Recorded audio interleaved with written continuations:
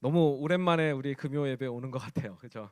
성김이 예배로 우리가 시작을 하는데 오늘 저는 여러분과 어떻게 해야 하나요? What should I do?라는 제목으로 말씀을 함께 나누려고 합니다. 조금은 제가 이 말씀을 준비하면서 조금 긍정적인 이렇게 말씀을 전하고 싶은데 자꾸 내 안에 이렇게 조금은 네거티브한 이런 말씀으로 준비되는 거가 아닌가 하는 생각이 들어서 조금은 염려가 됐지만 이 말씀이 하나님의 말씀이라고 굳게 믿고 담대하게 선포하도록 하겠습니다. 지금 이 예배 자리에 있는 대부분은 섬김이 드립니다. 그죠? 섬기다라는 이 명사형 섬김과 사람을 뜻하는 전미사 이가 결합되어서 섬김입니다. 섬기는 사람이라는 말이죠. 여러분 모두는 이 섬김이로 헌신을 했을 때 나름 각자의 다짐과 이 각오가 있었을 것입니다. 여러분들을 만나면서 이 들었던 여러분들의 이 다짐과 각오는 정말 다양했던 것 같아요. 어떤 청년은 이 섬김의 자리가 당연하게 자신이 있어야 할 자리라고 고백하는 청년도 있었고, 어떤 청년은 이 부담감에 쉽게 결정하지 못하고 진지하게 기도한 후에 섬기겠다고 말하기도 했습니다. 또 어떤 청년은 힘들지만 나름 보람도 있고 누군가는 해야 하니까 섬기겠다고 말합니다. 또 어떤 청년은 억지로라도 이 섬김의 자리에 있어야 자신의 믿음이 유지될 수 있고 그나마 하나님과의 이 관계가 끊어지지 않기 때문에 섬기겠다고 또 말하는 청년도 있었어요. 솔직하게 말하지는 않지만 어떤 청년들은 또 이렇게 보여지고 이 드러나는 자리이기 때문에 섬기는 청년들도 있을 것 같습니다. 그 이유가 어찌 됐든 여러분들은 이번 학기를 섬김이로 헌신했습니다. 그렇다면 이 섬김의 이유와는 관계없이 이제 여러분은 올바르게 이 섬김을 위해 우리가 어떻게 해야 하는지를 알아야 하죠. 올바른 섬김을 위해 어떻게 해야 할까요? 첫째로 우리는 이 섬김의 본질과 이 정체성에 대해 올바르게 알아야 합니다. 국립국어원 표준국어 대사전에서 이 섬기다라는 뜻을 제가 찾아보았는데 이 섬기다는 동사로 신이나 윗사람을 잘 모시어 받들다라고 정의합니다. 사랑하는 청년 여러분, 우리는 이 섬김이로서의 정체성만이 아니라 그리스도인으로서의 정체성도 확인을 해야 하죠. 그리스도인이 왜냐하면 우리의 기본 정체성이기에 그리스도인으로서의 이 본질을 알면 자연스럽게 섬김이로서의 이 정체성도 알게 됩니다. 본문 6절입니다. 6절. 그러므로 하나님의 능하신 손 아래에서 겸손하라. 제일 먼저 우리가 분명하게 알아야 할 것은 창조주 하나님이 온 만물의 주인이시고 우리는 하나님의 종이라는 사실입니다. 매 순간 우리가 가장 많이 그리고 어쩌면 의도적으로 잃어버리는 우리 자신의 위치입니다. 우리는 하나님의 주인 되심, 이 로드십을 인정하지 않으려 합니다. 왜 그럴까요? 우리 안에 있는 이 죄 때문이죠. 아담과 하와가 죄로 인하여 타락한 그 순간부터 우리는 이 인생의 주도권을 가지고 하나님과 대립합니다. 그리스도인과 이 종교인의 차이가 여기서 드러나죠. 종교인은 하나님을 이용합니다. 종교인에게 섬김이란 하나님의 나라와 교회를 위한 섬김이 아닙니다. 종교인들은 내 사역을 위해 섬김이라는 단어를 사용합니다. 이처럼 내 사역을 하면 어떠한 현상들이 일어날까요? 사람들의 눈을 의식하고 사람들의 이 평가에 민감하게 반응합니다. 하나님보다 사람을 더 두려워하고 사람들의 눈치를 봅니다. 주변 사람들의 칭찬을 받고 싶어하고 다른 섬김이들이 동역자가 아닌 경쟁자가 됩니다. 주변 사람들을 통제하려 합니다. 나를 싫어하거나 비난하는 사람들에게 앙심을 품고 복수를 하죠. 또 어려움이나 시련을 만나면 이 실패에 대한 불안감에 바로 포기를 해버립니다. 만약 우리의 섬김 가운데 이러한 감정들이 나타난다면 우리는 하나님을 섬기는 것이 아닌 나를 섬기고 있는 종교인의 모습들이 나타나고 있다는 사실을 깨달아야 합니다. 가끔, 정말 아주 가끔 이러한 청년들을 만날 때가 있습니다. 이 청년부 안에서 섬김을 내가 해준다고 착각하는 청년들입니다. 청년부를 위해서, 교회를 위해서 자신이 시간과 에너지를 손해보면서 섬겨준다고 생각하는 청년들입니다. 이러한 청년들의 대표적인 특징은 자신의 기분에 따라 아니면 자신이 원하는 것만 합니다. 당연히 그렇겠죠. 자신이 얼마나 물질, 시간, 에너지를 사용하고 있으며 이 정도 해주면 오히려 교회와 공동체가 자신에게 감사를 해야 한다고 생각을 합니다. 이러한 마음은 우리가 쉽게 확인을 할 수가 있습니다. 이러한 청년들에게 만약 무언가의 도움을 요청하거나 함께 하자고 말을 하면 대부분의 반응이 내가 왜요? 하고 되묻습니다. 그리고 싫은데요? 하고 거절을 하죠. 물론 상황에 따라 거절을 할 수 있습니다. 하지만 우리는 다 알고 느끼죠. 진정한 섬김의 마음인지 아니면 내가 이 정도는 섬겨준다 이러한 마음인지. 더 나아가서 이렇게 말을 합니다. 교회가 우리에게 무엇을 해줬는데 이러한 도움을 요청하시나요? 내가 지금 교회에서 돈 받고 일하는 것도 아닌데 왜 나에게 요청합니까? 이러한 말들을 합니다. 이러한 청년들에게 꼭 해주고 싶은 말은 그 섬김의 자리라고 생각하는 그곳에서 내려와 예배의 자리로 먼저 나아갔으면 좋겠습니다. 먼저 자신의 위치와 믿음부터 점검했으면 합니다. 사랑하는 청년 여러분, 섬김이는 내가 섬김을 해주는 것이 아닙니다. 국어사전의 정의처럼 진정한 섬김이는 하나님을 잘 모시고 받들기 위해서 하나님의 이 로드십, 그것을 전적으로 인정하기에 오직 하나님을 위해서 일합니다. 이 시간 우리의 위치부터 한번 점검하기를 원합니다. 그리스도의 이 정체성은 하나님의 능력의 손 아래로 자신을 낮추며 하나님의 영광을 위해 일하는 종, 서번트입니다. 우리는 하나님과의 관계 그리고 나의 위치를 정확하게 인식해야 합니다. 하지만 우리는 오늘 하나님의 이 로드십을 인정하고도 내일 또다시 우리의 위치를 잊어버리고 내가 섬겨주는 자리로 나아가려는 이 유혹을 받게 될 것입니다. 나의 영광을 구하고 내 생각과 욕망을 따라 갈 것입니다. 우리는 어떻게 해야 할까요? 방법은 오직 한 가지, 날마다 하나님의 능력의 손 아래로 나를 낮추며 겸손으로 구원자 되신 주님의 이 도움을 간절히 구해야 합니다. 우리의 힘과 능력이 아닌 오직 하나님의 능력 아래로 자신을 낮추며 나아갈 때 우리는 그리스도인으로서 본질과 이 섬김이로서의 이 정체성을 올바로 알게 됩니다. 자, 올바른 섬김을 위해서 어떻게 해야 할까요? 둘째로 하나님에게 모든 걱정을 맡겨야 합니다. 하나님에게 모든 걱정을 맡겨야 합니다. 그 이유는 간단합니다. 본문 7절에 하나님께서 우리를 돌보고 계시기 때문입니다. 사도 베드로는 우리에게 걱정이 없다고 말하지 않습니다. 고난이 없다고 말하지 않습니다. 본문 9절입니다. 너희는 믿음을 굳건하게 하여 그를 대적하라.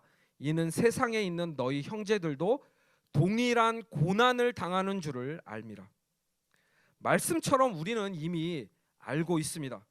그냥 편하게 예배만 해도 되는데 섬김이로 헌신하면 걱정과 고난이 더 많이 온다는 사실을 우리는 잘 알고 있습니다. 그렇기에 이 섬김의 자리로 나아간다는 것은 우리의 믿음과 관련이 있습니다. 우리는 사역을 시작할 때 기대하는 마음으로, 그리고 하나님이 맡기신 이 사역을 굳센 믿음으로 이루어 가려고 합니다.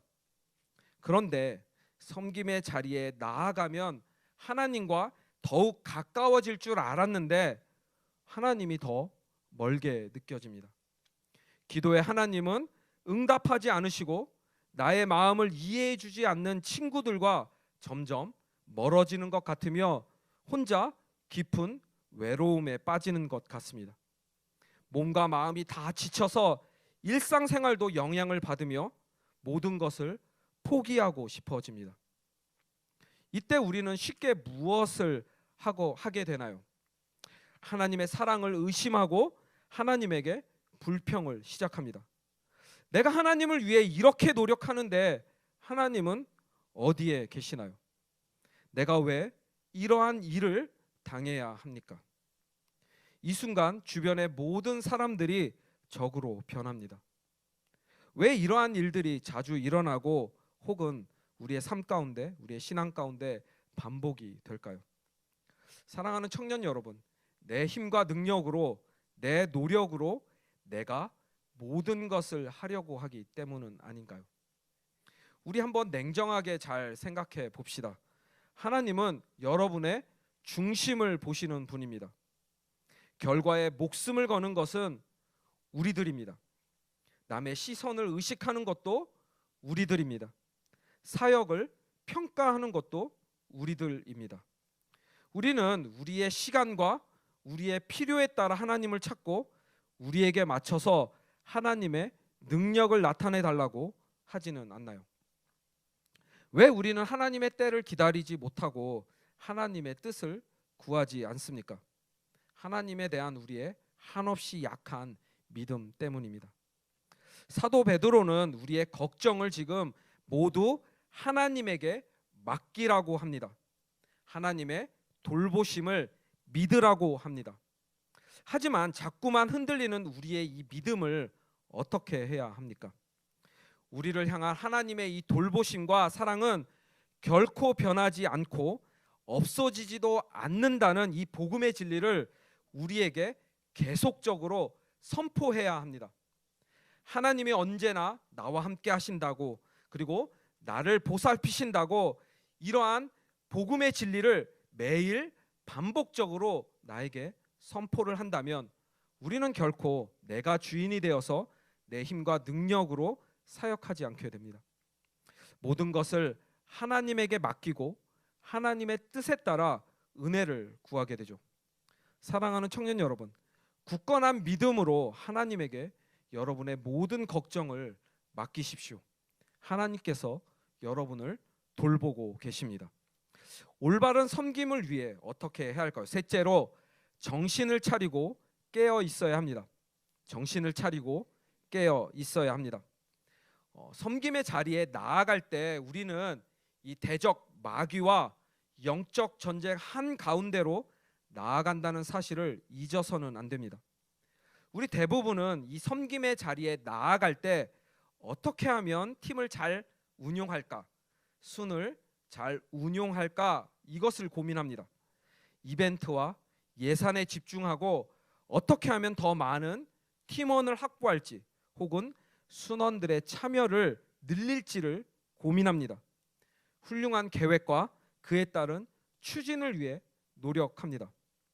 문제는 이러한 기능적인 부분에 더 집중하면서 영적인 이해가 없기 때문에 수많은 유혹과 고난 가운데로 나아가게 된다는 사실입니다. 본문 8절입니다. 근신하라, 깨어라. 너희 대적 마귀가 우는 사자같이 두루다니며 삼킬 자를 찾나니.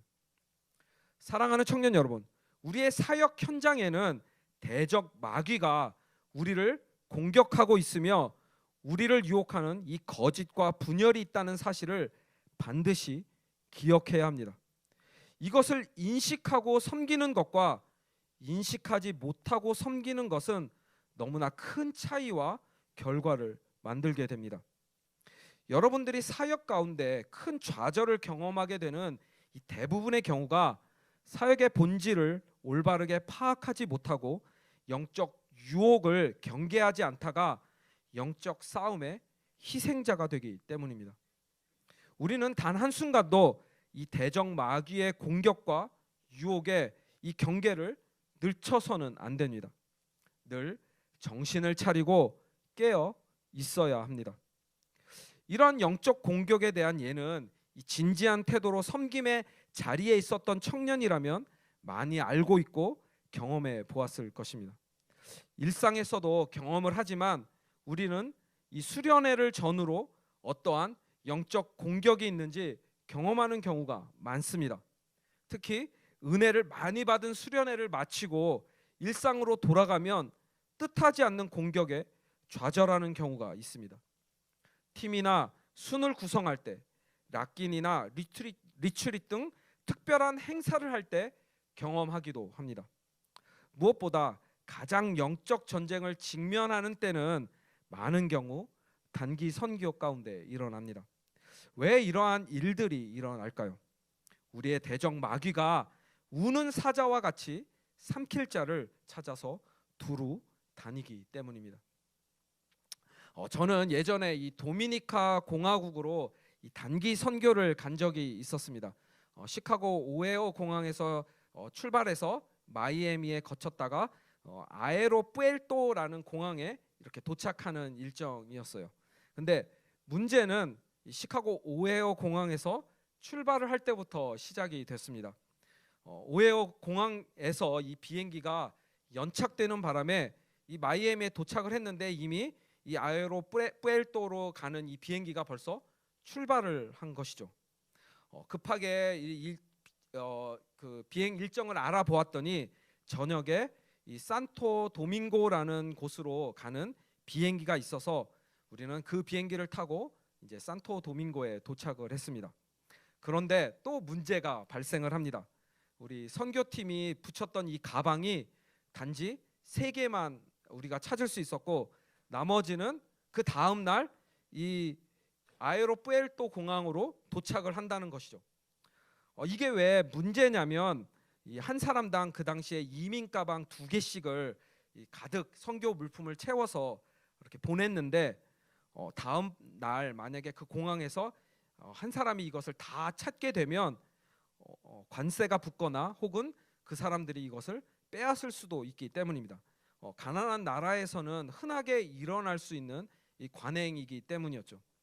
어쨌든 오후 3시에 이 도착을 했어야 되는데 굉장히 늦어져서 밤 9시에 이제 도착을 하게 되고 이제 차를 타고 선교 센터까지 이제 4시간을 이제 이동을 해야 되는 그러한 상황이 발생을 했습니다. 선교사님께서 이제 차 한 대를 갖고 오셨는데 이 차 한 대로는 다 탈 수가 없으니까 이제 벤 택시를 불러서 그 택시를 이제 타고 가게 되었는데 이 택시가 거의 폐차 수준이었습니다. 그러니까 헤드라이트는 한쪽만 나오고 이 뒤에 서스펜션이 망가졌는지 이렇게 차가 달릴 때마다 차가 출렁거려서 계속 땅을 긁으면서 막 스파크가 막 튀는 거예요. 그리고 엔진 소리가 얼마나 큰지 이건 너무나 불안한 이런 차를 타고 가는데 또 운전자는 너무나 그냥 덩치도 크고 우락부락하게 생겨서 굉장히 무서웠던 경험이 있습니다. 그래서 이제 모든 짐을 싣고 우리가 이제 이 밴을 타고 이렇게 가게 되는데 갑자기 이 선교사님보다 이 밴 택시가 먼저 출발을 하는 거예요. 제가 이제 남자라서 밴 택시 이 앞에 앉았었거든요. 막 뒤에서 이제 여자 집사님들과 막 권사님들이 이제 소리치고 난리가 난 겁니다. 막 출발을 하니까. 그래서 제가 스페니쉬는 할 줄 모르지만 이제 포르투게스를 좀 할 줄 알기 때문에 그 운전사한테 갓길로 세워달라고 이제 부탁을 했어요. 차를 세우고 제가 물어봤죠. 왜 너 이렇게 먼저 출발하니? 라고 물어봤어요. 그랬는데 막 빨리 얘기를 하는 거예요. 그래서 못 알아듣겠는 거죠. 그래서 좀 천천히 좀 얘기 좀 해달라고 그렇게 했더니 선교사님도 이 길을 밤길을 잘 모르니까 이 운전사한테 먼저 출발하면 선교사님이 따라오겠다고 이야기를 하신 거예요. 근데 그 이야기를 우리에게 안 해주신 거죠. 그러니까 우리는 너무 놀란 거예요. 그래서 우리 이제 뒤에 앉으신 지사님과 권사님들에게 이러한 상황이었다 안심을 시키고 다시 이제 이 차를 타고 다시 출발을 하게 됐습니다.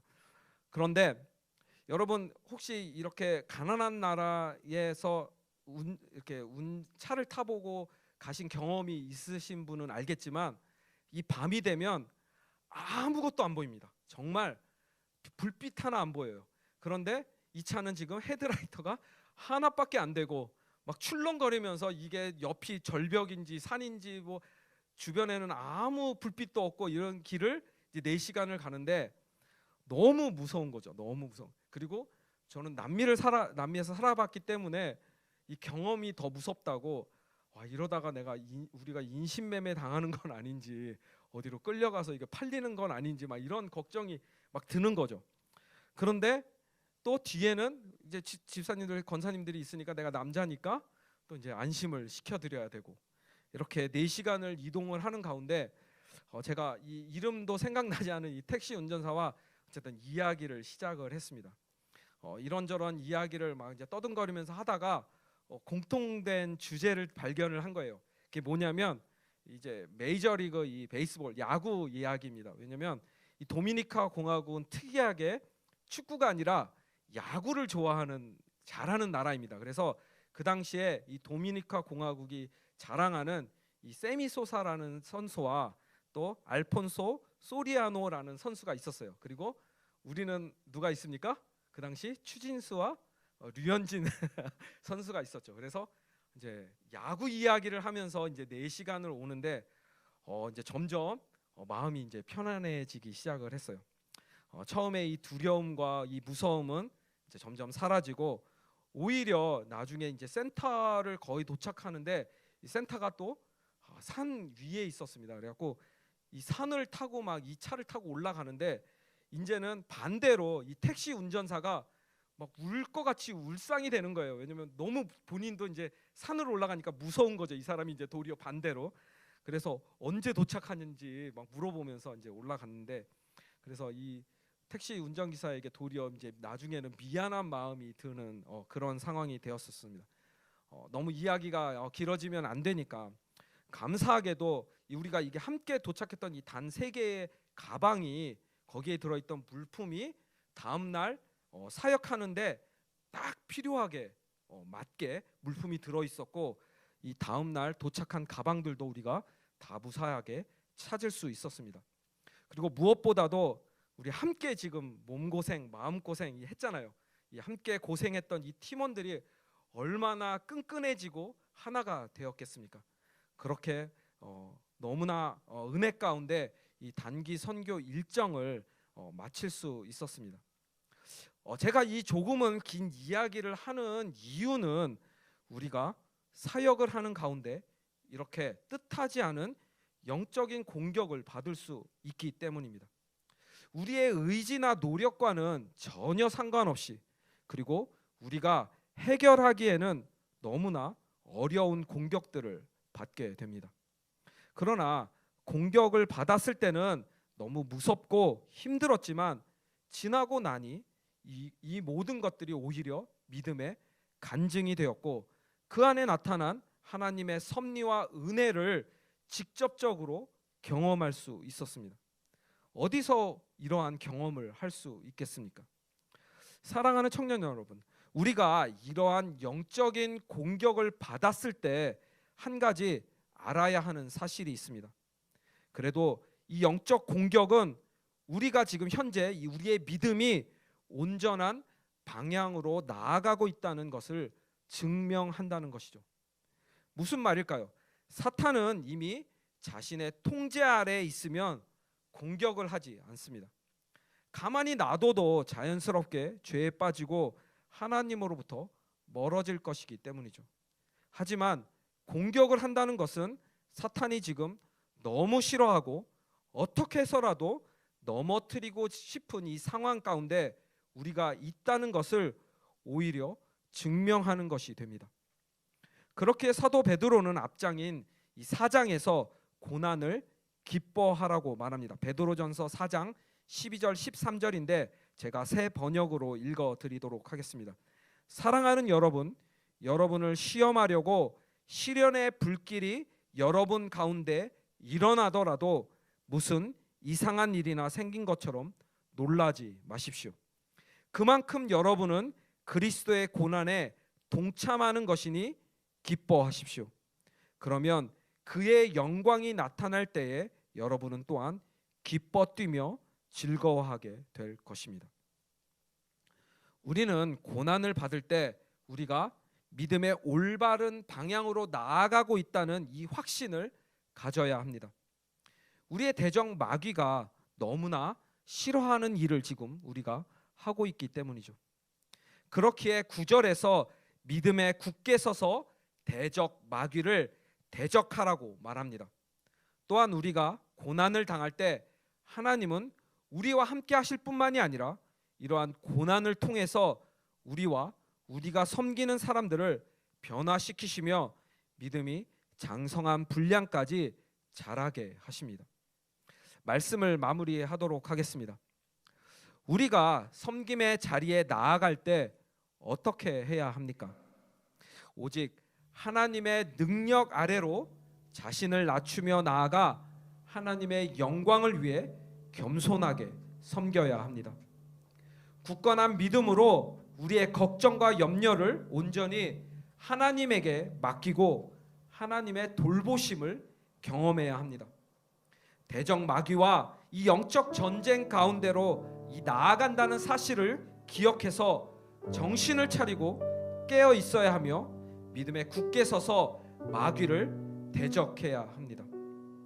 이렇게 할 때 모든 은혜를 주시는 하나님이 여러분을 어떻게 하신다고 말할까요? 10절입니다. 본문 10절. 모든 은혜의 하나님 곧 그리스도 안에서 너희를 부르사 자기의 영원한 영광 가운데 들어가게 하시니가 잠깐 고난을 당한 너희를 친히 온전하게 하시며 굳건하게 하시며 강하게 하시며 터를 견고하게 하시리라. 예수님은 우리의 삶을 변화시키시고 우리는 주님이 주시는 은혜를 받아서 누리게 됩니다. 우리의 힘과 능력이 아닌 주님께서 우리를 온전하게 굳건하게 강하게 기초를 견고하게 만들어 주십니다. 사랑하는 청년 여러분, 주님이 우리를 영원히 다스리신다는 이 사실을 기억하십시오. 우리가 섬기는 동안 주님은 모든 것을 다스리시고 약속하신 모든 것을 이루어 주실 것입니다. 모든 권능이 영원히 하나님에게 있기 때문입니다. 예수님의 이 은혜와 사랑을 누리고 그 안에서 온전한 섬김이 나타나는 저와 여러분이 되시기를 주님의 이름으로 간절히 축복합니다. 아멘.